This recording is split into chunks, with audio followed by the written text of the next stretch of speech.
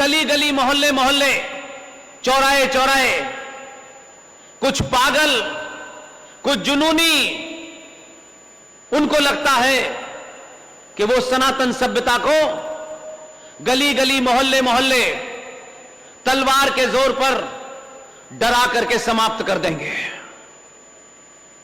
और हम सब इस उम्मीद में कि यह हमारा काम नहीं है, यह सरकार का काम है। इसलिए यह दुनिया का पहला ऐसा देश है जहां राष्ट्र सरकारों पर निर्भर है। क्योंकि इसका भेद हमें नहीं पता है, इसलिए शायद हम इस बात को समझने में नाकाम होते हैं। देश एक जमीन का टुकड़ा है जिसकी सीमाएं हैं। इस देश को चलाने के लिए कोई संविधान है, कोई संसद है, न्यायपालिका है, पुलिस है, फौज है। ये सब देश के अंग हैं और हर अंग किसी ना किसी नियम कानून से बंधा है। वो नियम कानून अच्छा है, बुरा है, वो बहस का मुद्दा अलग है। इसलिए सरकार बहुत छोटी सी चीज होती है। इस व्यवस्था को चलाने के लोग बहुत कम लोग होते हैं। लेकिन जब हमें अपने होने का बोध नहीं होता और हमारे बीच में से ऐसे चाटुकार नेता चुन के चले जाते हैं, तो वो भी अपने स्वार्थों के लिए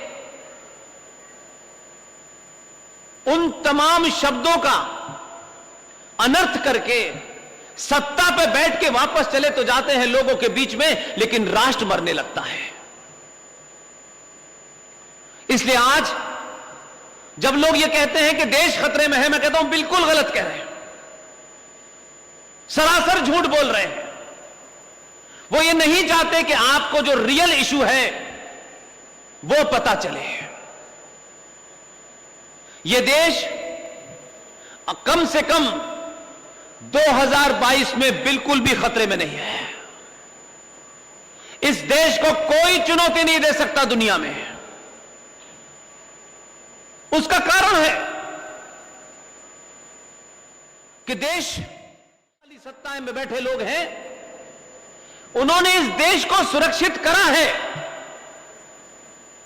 लेकिन यह राष्ट्र एक गहरे संकट में है। और हर दिन, हर गली और हर चौराहे पे, हर मिनट भारत के किसी न किसी कोने में उस राष्ट्र को मारने की कोशिश हो रही है।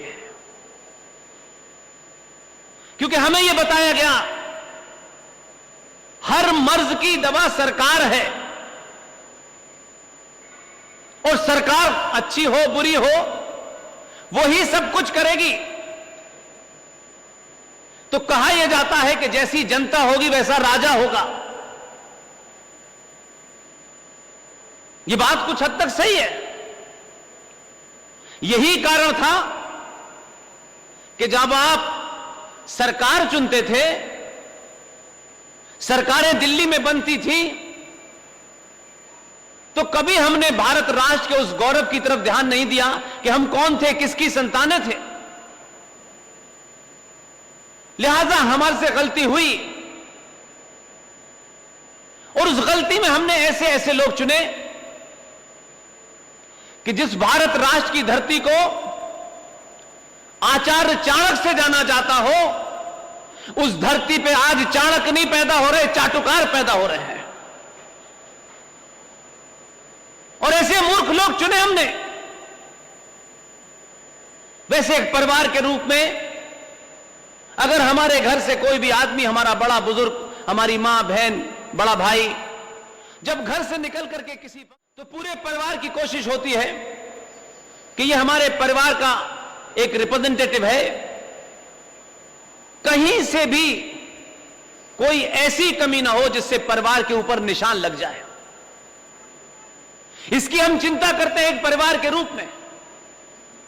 लेकिन वही परिवार जब सामूहिक तौर पर राष्ट्र बनता है तो हम इस चिंता को भूल जाते हैं।